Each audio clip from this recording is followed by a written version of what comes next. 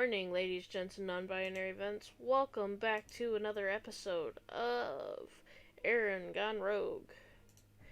I'm afraid I know I was going to do modded Minecraft, but I've been running into a lot of technical errors over the last couple of days, 2 days, that I've been attempting to get everything set up for. So, went back to the good old faithful 7 days. I know I'm half decent at it, so I can mess around and have 2 brain cells while I talk to you guys about stuff. So, we're going to be talking about some hardcore discussions for today while I basically mess around and try and figure out how I want to build the house in the future. We'll be discussing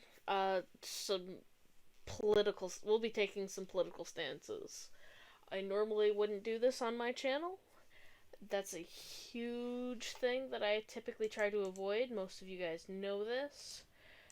We are not in the right window frame. Hold on, just let me video. Full screen. A boop. A boop boop. There we go. I forgot to set a timer. Just let me do that real quickly. Now, when I say I'm going into politics about this, we have some interesting things going on, at least in my area. When I say getting into politics, I suppose I should start off with a name that many of you, at least in my area, have probably heard quite a bit. And that name would be Jim Olsen. Frames. There we go. For those of you who don't know, Jim Olsen is a senator in one of the states, somewhere in the United States, who has been attempting to pass a law to ban critical race theory. This would be limiting what can be spoken about in classrooms specifically. The bill would prevent all teaching entities, your universities, school districts, private schools, etc., from teaching critical race theory at all. For example, the 1619 Project, which is one that has been specified. Now, for a little bit of context on the 1619 Project in specific, the 1619 Project is a series, according to the Harvard Crimson, it is a series of essays, poems, fiction, and photos as a reevaluation of the founding of the United States of America. This would be typically taught in an English class, not a history class, which is where people are stepping their toes in. It's like whenever the state of Alabama decided they were going to ban the book Moz because it had, the mention of boobs. No offense, guys. Come on. They're boobs. We all have some. We've all seen some at some point or another, whether it's our own or somebody else's. That shouldn't... I'm still salty, okay, guys? The bill that Jim Olsen is trying to get enacted is that any teaching that America has more culpability than other nations for the institution of slavery, that one race is the unique oppressor of slavery. There's no saying that one race is the most oppressive of slavery. It started off in one area and then spread to the rest, as humans tend to do. Somebody starts the thing, everybody else picks it up and decides whether or not they want to keep doing it. That another race is the unique victim of slavery. I don't know why it states that in particular. While there is a specified number of people who were of one color to be enslaved, that's not what any of the content would be implying. We are all aware that it's not just people of color who have been enslaved. We hear about it every day in the news, about things like that happen. Okay, next part of that is America had slavery more extensively and for a later period of time than other nations. That's also not something that's being implied, it's not being said, and it's not true either. There are still many nations where they still deal with forms of slavery, and we ourselves, although not legally, still deal with our own forms of slavery. Okay, and the last subject of that bill would be the primary and overarching purpose for the founding of America was the initiation and perpetuation of slavery. That's not what's being taught with the 1619 Project. What's being taught is that mistakes were made, the founding fathers weren't perfect, and it's a reevaluation of how things were. For one, we hold the founding fathers up on a pedestal, you know? The whole whoever won the race got to write the goblet and yada yada. That's not what the saying is, but you get where I'm going with it. Start here. 2, 3, 4, 5, 6, 7, 8, 9, 10. That's in the wrong spot because there's frickin' rock. You know what? It's fine. We can use some evenness.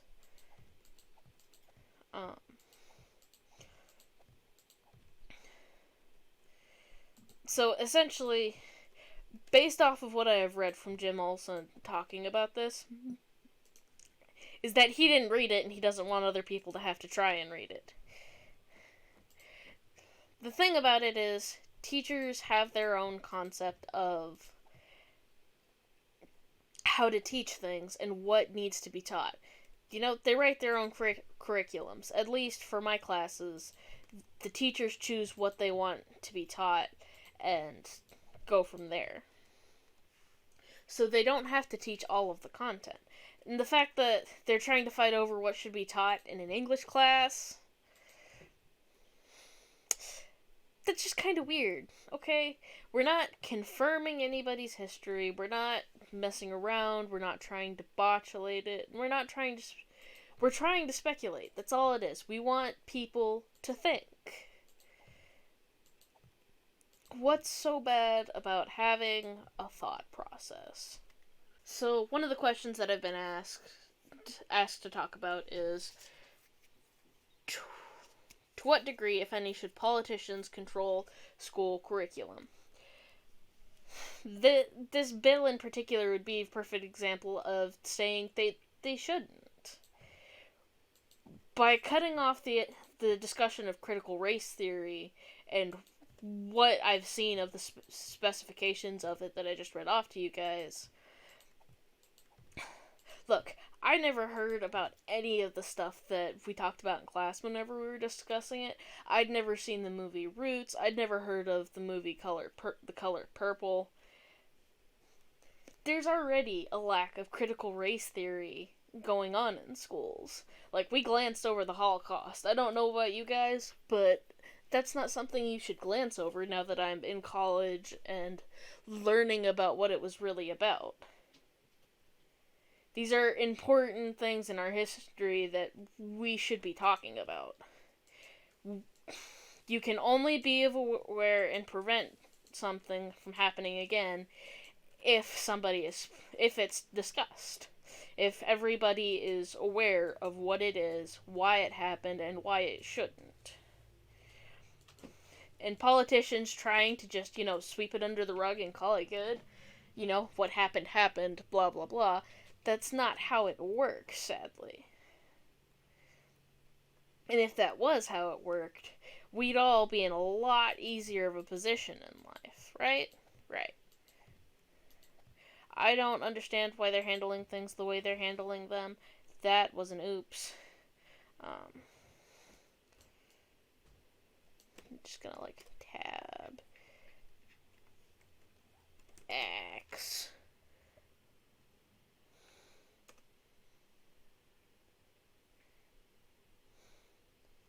X. There we go. There's a good X. Sorry, I like my weapons high quality, even if I'm in creative mode. brain of thought absolutely gone. Train of thought is what that word was supposed to be.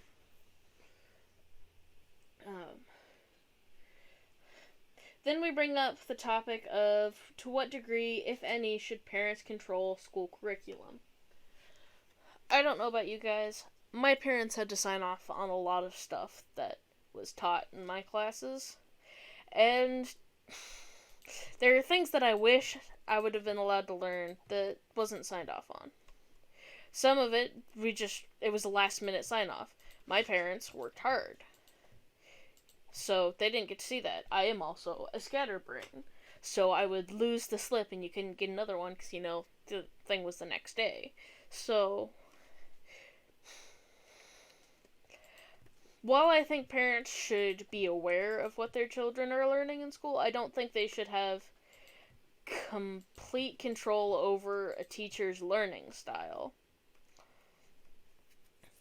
Yes, there are things that some parents don't want their children to be taught.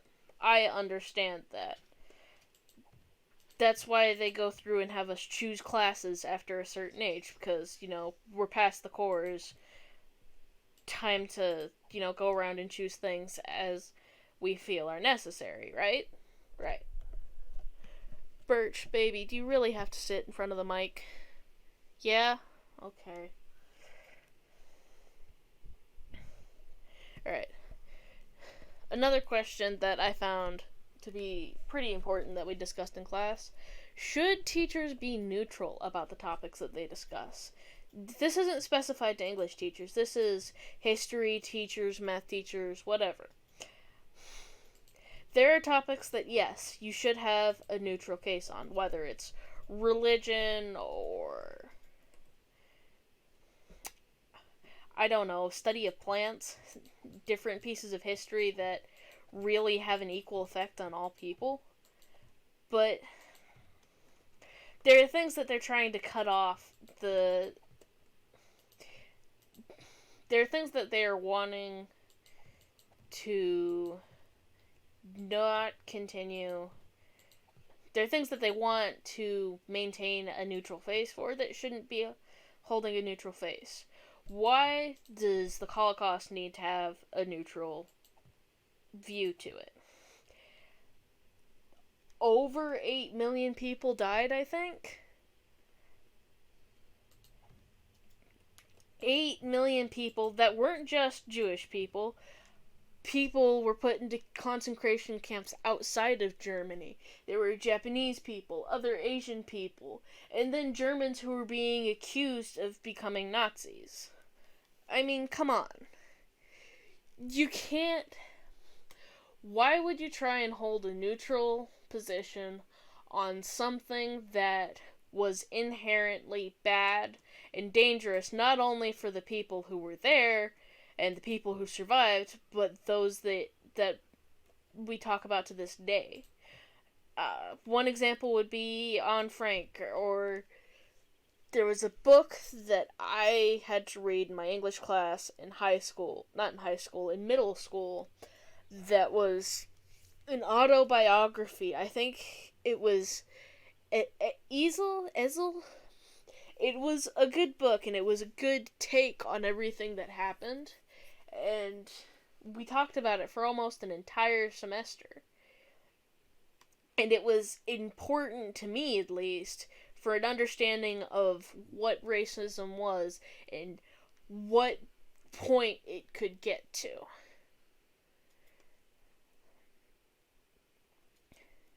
Because there are minor ways of racism. Somebody accidentally says something offensive about a culture or a group of people of a certain physical identity. But it can be such a minor thing like that, or you get things like genocide, the Holocaust, the KKK. Those are all really important examples in our history that have caused world war. The Holocaust caused world war. I'm not saying the KKK caused world war. I don't know enough about them. I know they're kind of still around, and that's about all the information I have on that subject. I could Hey probably guys, do. this is post video Aaron editing, going through and editing the video.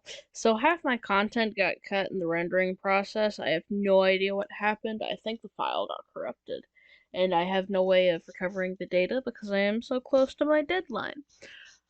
Um, to summarize what I had been trying to talk about, hold on, let me just actually pull everything up. Teachers should be neutral in cases that don't have an extreme moral adjustment. Like, whenever it comes to your personal life, whether you are trans, whether you're gay, straight, bisexual, that that should not matter. It should not have an effect. Your personal business is your own damn business. Leave everybody else out of it. Teachers should not be having an effect on that unless they're trying to have a positive effect on your mental health in order to be supportive. Be supportive, don't be an asshole. Summarized right there. Uh Obviously politicians shouldn't have a political I don't feel like they should have a political thing. I think that was basically the first half of this entire video. Teachers should take the political stance that they hold, but it should be in a positive way. And of course, my phone goes off while I'm in the middle of editing the video. Uh, I'm sorry for the messy ending. I am coming up way too close to the deadline than I am happy with. I will see you guys next time. This is Aaron Phoenix, signing out, a little frustrated.